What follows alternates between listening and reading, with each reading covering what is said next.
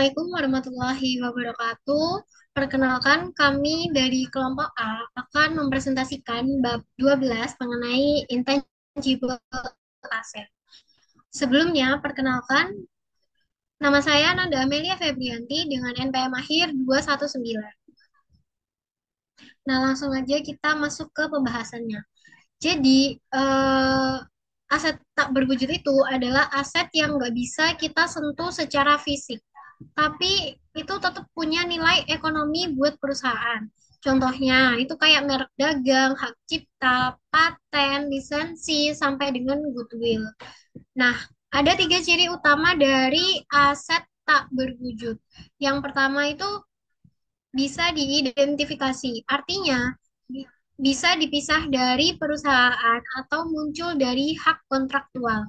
Yang kedua, nggak punya bentuk fisik. Artinya beda sama bangunan atau mesin. Yang ketiga itu bukan aset moneter. Jadi bukan seperti piutang ataupun uang tunai. Nah, terus gimana sih cara mencatat aset tak berwujud ini? Nah, kalau misal aset ini dibeli dari pihak lain, maka kita itu catat sebesar biaya perolehannya, termasuk harga beli, biaya hukum, dan biaya-biaya lain yang dibutuhkan biar bisa langsung dipakai. Nah, tapi kalau aset itu dibuat sendiri, misalnya dari riset dan pengembangan, maka biaya riset itu langsung dibebankan. Nah, biaya pengembangan ini bisa dikapitalisasi kalau proyeknya udah kelihatan dan menghasilkan manfaat ekonomi ke depannya.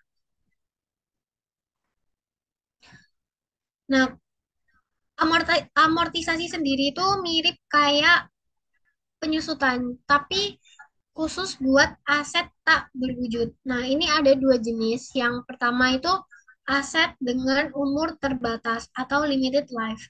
Jadi ini harus diamortisasi, biasanya pakai metode garis lurus atau berdasarkan pola pemakaiannya. Yang kedua, aset dengan umur tidak terbatas, yaitu indefinite life. Jadi nggak diamortisasi, tapi tetap harus diuji penurunan nilainya tiap tahun. Jadi misalnya perusahaan punya lisensi selama 5 tahun, nilainya itu 100.000, maka tiap tahun perusahaan itu perlu untuk mencatat beban amortisasi sebesar $20.000. Nah, gimana kalau misalnya nilai asetnya itu turun? Jadi itu namanya adalah impairment. Jadi kita harus cek apakah nilai buku aset itu lebih besar dari nilai yang bisa dipulihkan. Kalau iya, maka kita harus catat kerugian pada penurunan nilai. Selanjutnya akan dijelaskan oleh rekan saya. Baik, selanjutnya adalah akuntansi untuk berbagai jenis aset tidak berwujud. Sebelumnya, perkenalkan nama saya Mesya Fadila Mintaraga dengan NPM terakhir 064. Jadi, terdapat banyak jenis aset tidak berwujud yang sering diklasifikasikan ke dalam 6 kategori utama. Yang pertama, ada aset tidak berwujud yang berkaitan dengan pemasaran. Yang kedua, ada aset tidak berwujud yang berkaitan dengan pelanggan. Yang ketiga, ada aset tidak berwujud yang berkaitan dengan seni. Yang keempat, ada aset tidak berwujud yang berkaitan dengan kontrak. Yang kelima, ada aset tidak berwujud yang berkaitan dengan teknologi. Dan yang terakhir, ada goodwill atau nilai baik perusahaan. Next. Yang pertama, aset tidak berwujud yang berkaitan dengan pemasaran. Aset tidak berwujud yang berkaitan dengan pemasaran digunakan oleh perusahaan untuk mempromosikan produk atau jasa mereka. Contohnya termasuk merek dagang, nama dagang, tajuk surat kabar, nama domain internet, dan perjanjian non-kompetisi. Merek atau nama dagang membantu membedakan produk dan meningkatkan daya jual. Perkembangan teknologi juga memungkinkan pendaftaran nama domain khusus seperti .cars, .lol, .sony, serta domain berbasis kota seperti .nyc dan .berlin yang membuka peluang pemasaran digital baru bagi perusahaan. Next. Selanjutnya, aset tidak berwujud yang berkaitan dengan pelanggan. Jadi, aset tidak berwujud yang berkaitan dengan pelanggan mencakup nilai yang diperoleh dari hubungan dengan pihak eksternal, seperti daftar pelanggan, pesanan, dan hubungan pelanggan baik kontraktual maupun non-kontraktual. Next. Selanjutnya ada aset tidak berwujud yang berkaitan dengan seni. Di aset tidak berwujud yang berkaitan dengan seni mencakup hak kepemilikan atas karya seni seperti drama, sastra, musik, gambar, foto, video, dan materi audiovisual. Hak cipta melindungi kepemilikan ini. Nah, hak cipta ini yang diberikan oleh pemerintah pada pencipta karya seni dan berlaku selama masa hidup pencipta sampai 70 tahun. Hak ini tidak dapat diperbarui dan memberi pemilik hak eksklusif untuk menjual atau mereproduksi karya tersebut. Next, akuntansi hak cipta. Perusahaan mengkapitalisasi biaya perolehan hak cipta dan mengamortisasinya selama masa manfaat ekonomi jika lebih pendek dari masa legalnya. Karena sulit memperkirakan masa manfaatnya, banyak perusahaan memilih menyusulkan biaya hak cipta dalam waktu singkat. Biaya riset dan pengembangan yang tidak memenuhi kriteria pengakuan tidak boleh dikapitalisasi. Next. Selanjutnya ada aset tidak berwujud yang berkaitan dengan kontrak. Aset tidak berwujud yang berkaitan dengan kontrak mencerminkan nilai hak yang berasal dari perjanjian kontraktual seperti waralaba, lisensi, izin konstruksi, hak siar, dan kontrak jasa atau pasokan. Waralaba sendiri adalah perjanjian di mana pemberi waralaba memberikan hak kepada pihak lain untuk menjual produk atau jasa, menggunakan merek, atau menjalankan fungsi tertentu dalam wilayah tertentu. Contohnya dapat ditemukan pada bisnis seperti Toyota, Shell, dan McDonald's. Para laba biasanya dilindungi melalui paten, hak cipta, atau merek dagang. Next. Nah, lisensi atau izin juga bisa diberikan oleh pemerintah, memungkinkan bisnis menggunakan properti publik seperti jalan kota, lahan umum, atau gelombang udara.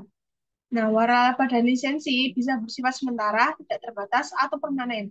Perusahaan hanya mencatatnya sebagai aset tidak berwujud jika ada biaya perolehan yang dapat diidentifikasi, seperti biaya hukum atau pembayaran di muka. Next. Selanjutnya ada aset tidak berwujud yang berkaitan dengan teknologi. Jadi, aset tidak berwujud yang berkaitan dengan teknologi ini mencakup paten dan rahasia dagang yang dilindungi oleh pemerintah. Paten memberikan hak eksklusif kepada pemiliknya untuk memproduksi, menggunakan, dan menjual produk atau proses selama 20 tahun tanpa gangguan. Ada dua jenis hak paten utama. Yang pertama ada paten produk atau produk fisik. Yang kedua ada paten proses atau cara pembuatan. Next. Jika perusahaan seperti Samsung membeli paten, biaya pembelian dan biaya terkait pengamanan paten dicatat sebagai biaya perolehan dan dikapitalisasi. Namun, biaya riset dan pengembangan sebelum produk layak secara ekonomi harus langsung dibebankan sebagai biaya. Amortisasi biaya paten dilakukan berdasarkan masa manfaat ekonomis atau masa legal paten. Mana yang lebih pendek? Nah, masa manfaat bisa lebih pendek dari masa legal karena perubahan teknologi dan permintaan. Contohnya, di industri farmasi, masa manfaat paten sering dipersingkat karena proses panjang uji coba dan persetujuan obat sebelum produk bisa dijual di pasar. Next. Selanjutnya ada goodwill. Goodwill ini diukur sebagai selisih antara harga pembelian dan nilai wajar dari aset bersih teridentifikasi atau aset dikurangi liabilitas yang dibeli. Nah, goodwill ini diukur sebagai sisa atau residual, bukan langsung diukur. Oleh karena itu, goodwill juga sering disebut sebagai yang pertama plug atau pengisi, yang kedua ada gap filler atau penyambung selisih, dan yang terakhir ada master valuation account atau akun penilaian utama. Next. Goodwill yang dihasilkan secara internal tidak boleh dikapitalisasi dalam laporan keuangan. Nah, ada beberapa alasannya. Yang pertama, terlalu rumit untuk mengukur komponen-komponen goodwill. Alasan yang kedua, sulit mengaitkan biaya dengan manfaat di masa depan. Alasan yang ketiga, manfaat masa depan dari goodwill mungkin tidak ada hubungannya dengan biaya yang dikeluarkan untuk menciptakannya. Alasan selanjutnya, bahkan goodwill bisa saja ada tanpa biaya khusus untuk menciptakannya. Dan alasan yang terakhir, karena tidak ada transaksi objektif dengan pihak eksternal, maka terjadi tingkat subjektivitas tinggi, bahkan potensi manipulasi laporan keuangan. Selanjutnya akan dijelaskan oleh teman saya. Lalu yang selanjutnya, saya akan menjelaskan mengenai recording goodwill atau pencatatan goodwill. Sebelumnya, perkenalkan nama saya Ferdina Novita Rahma dengan NPM terakhir 066. Yang pertama ada intermally created goodwill. Nah, manfaat goodwill di masa depan ini tidak ada hubungannya dengan biaya yang dikeluarkan dalam pengembangan goodwill tersebut. Goodwill bahkan ada tanpa adanya biaya khusus untuk mengembangkannya. Karena tidak ada transaksi yang objektif dengan pihak luar, banyak subjektivitas bahkan salah penyajian dapat terjadi. Lalu yang selanjutnya adalah purchase goodwill. Untuk mencatat goodwill, perusahaan membandingkan nilai wajar aset berwujud dan aset tak berwujud dan dapat diidentifikasi dengan harga pembelian atau biaya bisnis yang diakuisisi. Nah, selisihnya ini dianggap sebagai goodwill. Goodwill adalah sisa kelebihan biaya atas nilai wajar aset bersih yang dapat diidentifikasi yang dikuasai, yang diakuisisi. Next. Nah, ada contoh di bawah ini. Sebagai contoh, Frank Inc. memutuskan bahwa mereka membutuhkan divisi suku cadang untuk melengkapi distributor traktor yang sudah ada. Nah, Presiden Frank tertarik untuk membeli traktor Traktorlink SA, sebuah perusahaan dari São Paulo, Brazil. Nah, berikut ada ilustrasinya. Next. Lalu yang selanjutnya ada laporan posisi keuangan Tractolink yang berbasis biaya historis tidak mengungkapkan nilai wajar aset yang dapat diidentifikasi. Namun, anggaplah bahwa saat negosiasi berlangsung, Frank menyelidiki atas aset dasar Tractolink untuk menentukan nilai wajarnya. Nah, penyelidikan tersebut dapat dilakukan melalui audit pembelian yang dilakukan oleh Frank atau melalui penilaian independen dari sumber lain. Nah, penyelidikan tersebut menentukan penilaian yang ditunjukkan dalam ilustrasi berikut. Next. Nah, Frank melabeli perbedaan antara harga pembelian sebesar $400.000 dan nilai wajar sebesar $350 sebagai goodwill. Nah, goodwill ini dipandang sebagai satu atau sekelompok nilai yang tidak dapat diidentifikasi atau aset yang tak berwujud, yang biayanya diukur berdasarkan selisih antara biaya kelompok aset atau perusahaan yang diakuisisi dan jumlah biaya yang ditetapkan untuk masing-masing aset berwujud dan tak berwujud yang dapat diidentifikasi yang diakuisisi dikurangi kewajiban yang diasumsikan. Nah, prosedur penilaian ini disebut dengan pendekatan penilaian induk. Pendekatan ini mengasumsikan niat baik mencakup semua nilai yang tidak dapat diidentifikasi secara khusus dengan aset berwujud atau tak berwujud yang dapat diidentifikasi. Next. Lalu yang selanjutnya, goodwill word off. Nah, orang itu percaya bahwa nilai goodwill pada akhirnya akan hilang. Nah, oleh karena itu, mereka berpendapat bahwa perusahaan harus membebankan goodwill sebagai biaya selama periode yang terpengaruh, agar biaya lebih sesuai dengan pendapatan. Yang lain mencatat bahwa perlakuan akuntansi untuk goodwill yang dibeli dan goodwill yang dibuat secara internal harus konsisten. Nah, mereka menunjukkan bahwa perusahaan segera membebankan goodwill yang dibuat secara internal dan harus mengikuti perlakuan yang sama untuk goodwill yang dibeli. Next. Yang selanjutnya ada Bayesian purchase. Dalam beberapa kasus, pembeli dalam kombinasi bisnis membayar kurung dari nilai wajar aset bersih yang dapat diidentifikasi. Nah, situasi seperti itu disebut juga sebagai pembelian murah. Pembelian murah ini terjadi karena ketidaksempurnaan pasar, yaitu penjual akan lebih baik menjual aset secara individual daripada secara keseluruhan. Namun situasi memang terjadi, misalnya likuidasi paksa atau penjualan yang bermasalah karena kematian pendiri perusahaan di mana harga pembelian kurang dari nilai aset bersih yang dapat diidentifikasi. Jumlah kelebihan ini dicatat sebagai keuntungan oleh pembeli. Next. Nah, lalu yang selanjutnya ada impairment and percentage of intangible asset. Nah, aset tak berwujud ini mengalami penurunan ketika perusahaan tidak mampu memulihkan nilai tercatat aset tersebut, baik melalui penggunaan maupun penjualannya. Jika nilai tercatat lebih tinggi daripada jumlah yang dapat dipulihkan, selisihnya merupakan kerugian penurunan nilai. Jika jumlah yang dapat ditimbulkan lebih besar daripada jumlah tercatat, tidak ada penurunan nilai yang tercatat. Next. Nah, lalu yang selanjutnya ada impairment of limited life intangibilities. Yang pertama, aturan yang berlaku untuk penurunan nilai aset tetap, pabrik dan peralatan juga berlaku untuk aset tak berwujud dengan masa manfaat terbatas. Pada setiap tanggal laporan posisi keuangan, perusahaan harus meninjau aset tak berwujud dengan masa manfaat terbatas untuk mengetahui penurunan nilai. Jika ada indikasi bahwa aset tak berwujud mengalami penurunan nilai, perusahaan melakukan pengujian penurunan nilai dengan membandingkan nilai tercatat aset tak berwujud dengan jumlah yang dapat dipulihkan. Yang selanjutnya, jumlah yang dapat dipulihkan diidentifikasikan sebagai nilai yang lebih tinggi antara nilai wajar dikurangi dengan biaya untuk menjual atau nilai guna. Nilai wajar dikurangi biaya untuk menjual barang harga jual aset setelah dikurangi biaya pelepasan. Nah, nilai guna itu sendiri adalah nilai sekarang dari arus kas yang diharapkan dari penggunaan di masa mendatang dan penjualan aset pada akhirnya di akhir masa manfaatnya. Selanjutnya, kita akan membahas mengenai penurunan nilai aset tak berwujud berumur terbatas. Sebelum itu, perkenalkan nama saya Putri Maulidia Hidayat dengan NPM akhir 079. Berikut adalah contoh dari penurunan nilai aset tak berwujud berumur terbatas. Nah, Lerch C memiliki paten tentang cara mengekstraksi minyak dari batuan serpih atau shell rock dengan nilai tercatat yaitu 5 juta euro. Pada akhir tahun 2018, sayangnya beberapa penemuan minyak non-serpih baru-baru ini berdampak buruk terhadap permintaan teknologi minyak serpih. Hal ini mengindikasikan bahwa paten akan terganggu. Lerch menentukan jumlah yang dapat diperoleh kembali untuk paten berdasarkan nilai pakai atau karena tidak ada pasar aktif untuk paten. Lerch memperkirakan nilai pakai paten sebesar 2 juta euro yang dihitung berdasarkan ekspektasi arus kas bersih masa depan yang didiskontokan pada tingkat bunga pasarnya. Next. Jadi, berikut adalah untuk menghitung kerugian penurunan nilai berdasarkan value in use.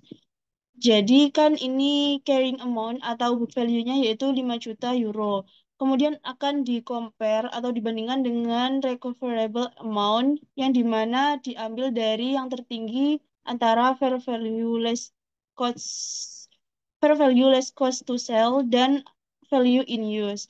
Jadi karena fair value-nya tidak diketahui, yang diketahui hanya value in use-nya yaitu sebesar 2 juta yang akan dipilih menjadi recoverable amount. Jadi carrying amount-nya dan recoverable amount ini mengalami penurunan sebesar 3 juta. Jadi untuk jurnalnya yaitu loss on impairment sebesar 3 juta di debit dan patent sebesar 3 juta di kredit. Next. Selanjutnya yaitu pembalikan kerugian penurunan nilai. Contoh, nilai tercatat paten setelah penurunan nilai adalah 2 juta euro. Amortisasi Lerch selama 5 tahun, sisa umur paten adalah 400.000 euro, berasal dari perhitungan 2 juta euro dibagi dengan 5. Jadi beban amortisasi dan nilai tercatat setelah penurunan nilai sebagai berikut. Pada tahun 2019, amortisasi expense-nya yaitu 400.000, carrying amount sebesar 1.600.000, itu dari 2 juta dikurangi dengan 400. Begitupun selanjutnya. Next.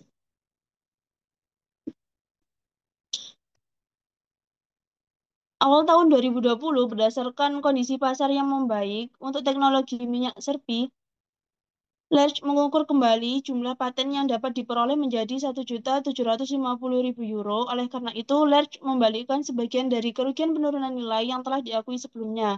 Jadi jurnalnya yaitu paten sebesar 150.000 di debit, berasal dari perhitungan 1.750.000 dikurangi dengan 1.600. Dan kreditnya yaitu recovery of impairment loss sebesar 150.000. Next.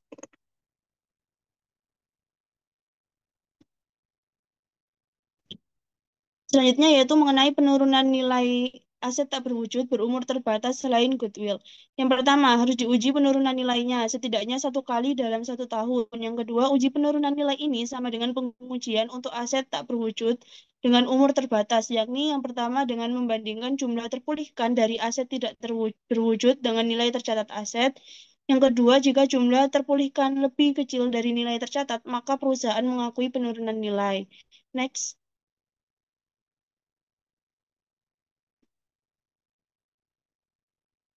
Berikut adalah contoh dari kasus materi yang tadi, Arkon Radio membeli lisensi siaran seharga 2 juta euro.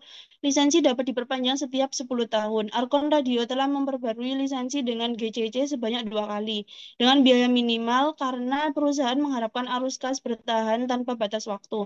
Maka, Arkon melaporkan lisensi sebagai aset tak berwujud dengan umur tidak terbatas. Baru-baru ini, GCC memutuskan untuk melelang lisensi ini kepada penawar tertinggi daripada memperbaruinya. Berdasarkan lelang lisensi serupa baru-baru ini, Arkon Radio memperkirakan nilai wajar dikurangi biaya untuk menjual atau jumlah yang dapat diperoleh kembali dari lisensi yang dimilikinya menjadi 1.500.000 euro. Jadi perhitungannya carrying value of broadcast lisensi sebesar 2 juta euro dikurangi dengan recoverable amount based on fair value less cost to sell sebesar 1.500.000. Jadi loss on impairment-nya yaitu 500.000 euro. Next. Selanjutnya yaitu penurunan nilai goodwill. Yang pertama, perusahaan harus menguji goodwill setidaknya 1 kali dalam setahun. Yang kedua, uji penurunan nilai dilakukan berdasarkan unit penghasil kas di mana goodwill diberikan dengan perhitungan unit penghasil kas sama dengan kelompok aset terkecil yang dapat diidentifikasi yang menghasilkan arus kas. Yang ketiga, estimasi jumlah terpulihkan untuk penurunan nilai goodwill biasanya didasarkan pada estimasi nilai pakai. Yang keempat, pembalikan terhadap kerugian penurunan nilai goodwill tidak diperkenankan. Next. Berikut adalah contoh dari materi sebelumnya, yaitu Kohbui AG memiliki 3 divisi. Perusahaan membeli 1 divisi, yaitu Prit Products. 4 tahun lalu seharga 2 juta. Sayangnya, Prit mengalami kerugian operasional selama 3 kuartal terakhir. Saat ini, manajemen Kohbui meninjau divisi atau unit penghasil kas untuk melakukan pengujian penurunan nilai tahunan. Pada ilustrasi 12.10, yang di bawah itu mencantumkan aset bersih divisi Prit termasuk goodwill terkait sebesar 900.000 euro yang berasal dari pembelian divisi tersebut. Jadi berikut adalah aset-aset yang ada di Prit. Next. Nah, Holbui menentukan jumlah yang dapat diperoleh kembali untuk divisi Prit menjadi 2.800.000 euro berdasarkan perkiraan nilai pakai.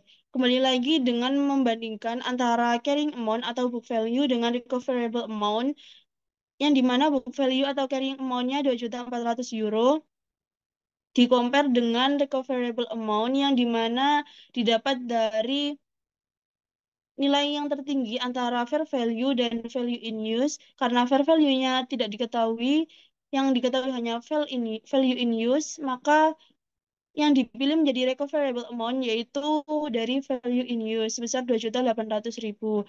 Nah, karena recoverable amount-nya ini lebih besar daripada carrying amount yang dimana berarti tidak terjadi penurunan nilai, maka ini dinamakan no impairment. Next. Nah, berikut adalah asumsi bahwa jumlah yang dapat diperoleh kembali untuk divisi Prit adalah 1.900.000 euro, bukan 2.800.000 euro seperti tadi. Jadi ini hanya asumsi. Jadi book value-nya tetap yaitu 2.400.000 euro yang akan di-compare dengan recoverable sebesar 1.900.000 euro yang didapat dari value in use. Nah, karena ini recoverable-nya lebih kecil daripada carrying amount, jadi terjadi impairment. Jadi Holbui ini akan membuat jurnal penurunan nilai yaitu loss on impairment sebesar 500.000 dan goodwill sebesar 500.000 di kredit. Next. Penyajian aset tak berwujud. Nah, pada laporan posisi keuangan, yang pertama perusahaan harus melaporkan aset tersebut sebagai item terpisah untuk semua aset tak berwujud selain goodwill. Yang kedua, pelaporannya mirip dengan pelaporan PP&I. Yang ketiga, umumnya akun kontra tidak digunakan untuk aset tak. Next. Selanjutnya, penyajian aset tak berwujud dan laporan laba rugi. Yang pertama, perusahaan harus melaporkan mengenai beban amortisasi dan kerugian penurunan nilai dan pembaliknya. Yang kedua, untuk aset tak berwujud selain goodwill secara terpisah dalam laba bersih, yaitu biasanya di bagian operasional. Yang ketiga, catatan atas laporan keuangan harus mencantumkan beban amortisasi untuk setiap jenis aset. Perkenalkan, nama saya Eka Tama Atiasari dengan MPM belakang 288. Di sini saya akan menjelaskan tentang biaya penelitian dan pengembangan. Nah, biaya penelitian dan pengembangan atau R&D bukan merupakan aset tak berwujud, tetapi disajikan dalam akuntansi karena sering menghasilkan paten atau hak cipta yang memiliki potensi nilai di masa depan. Banyak perusahaan mengeluarkan biaya besar untuk aktivitas R&D guna menciptakan produk atau karya baru. Nah, ilustrasi 12.13 ini menunjukkan pengeluaran untuk R&D sebagai presentasi penjualan. Selanjutnya ada insentif R&D global. Investasi R&D penting untuk pengembangan produk dan proses yang mendorong arus kas dan pertumbuhan masa depan. Oleh karena itu, banyak negara memberikan insentif seperti keringanan pajak, super deduksi, dan tarif pajak lebih rendah seperti tarif kotak paten bagi perusahaan yang memiliki dan menggunakan paten di negaranya. Nah, selanjutnya ada mengidentifikasi kegiatan Litbang, yang dimana yang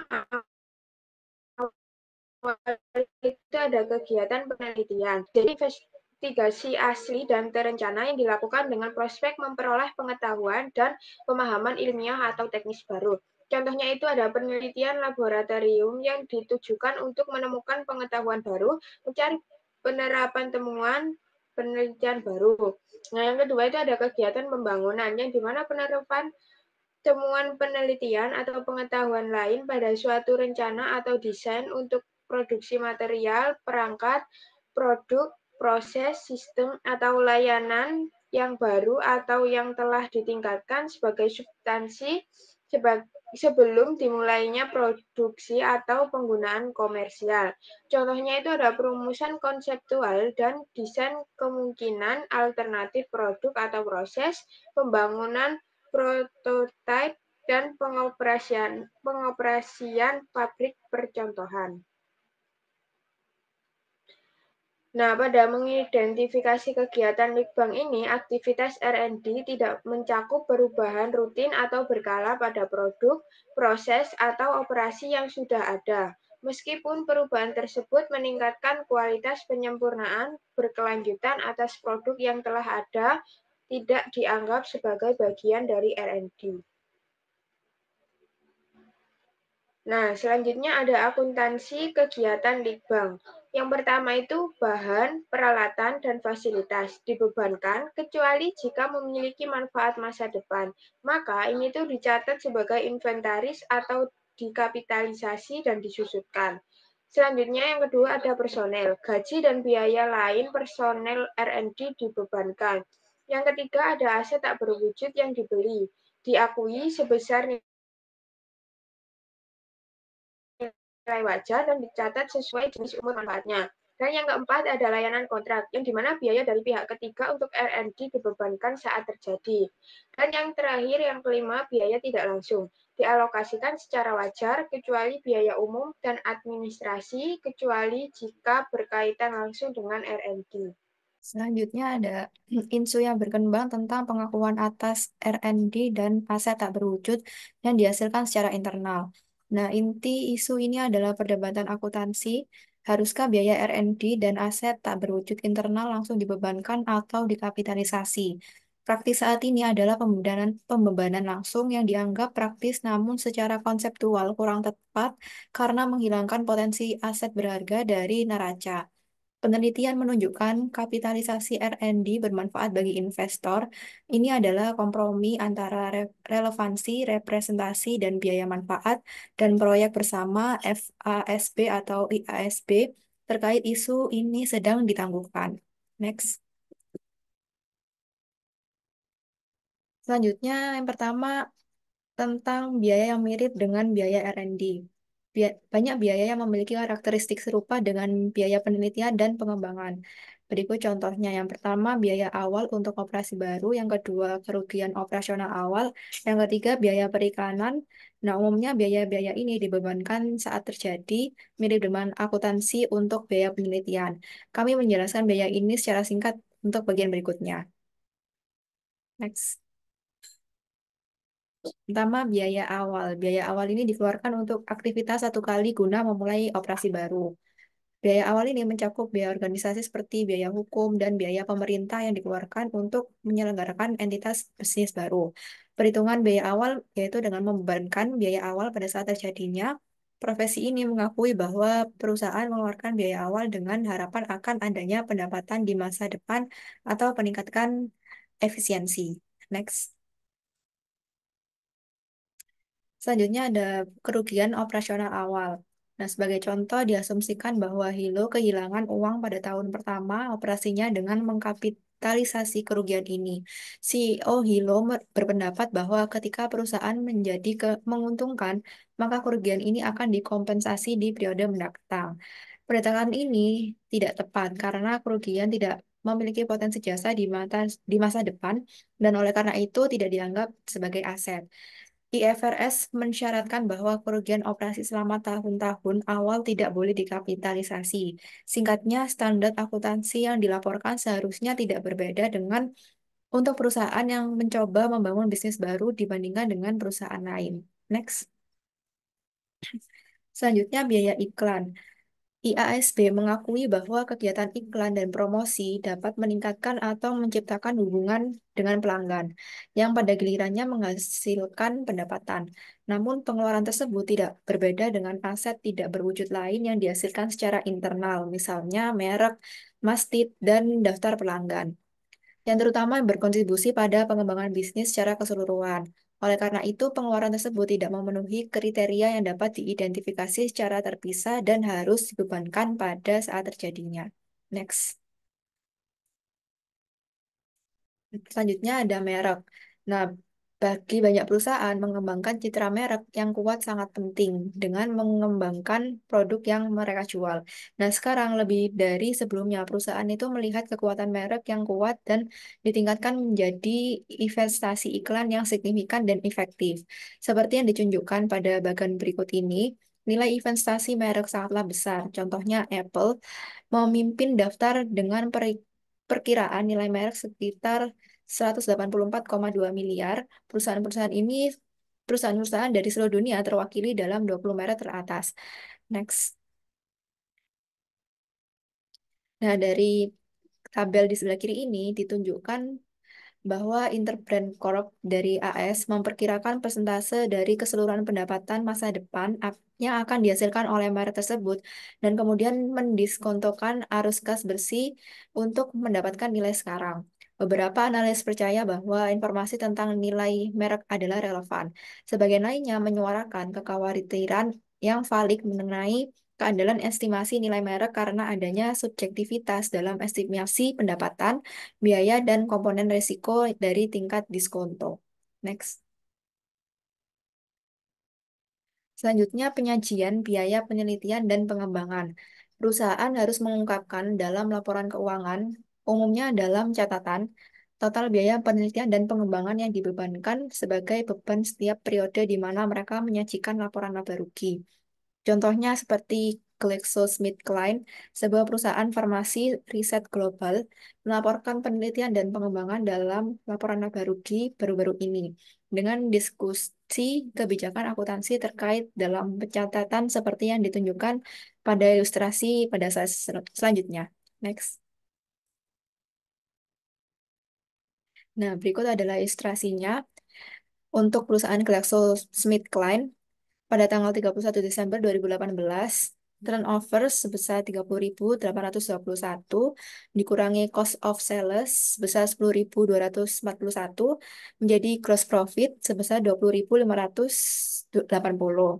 Kemudian dikurangi dengan selling general administrative, research dan development, royalty income, other operating income, dan operating profit sehingga menjadi Not 2 in part research and development atau operating profit sebesar 5.483. Next. Sekian presentasi dari kelompok kami. Terima kasih. Wassalamualaikum warahmatullahi wabarakatuh.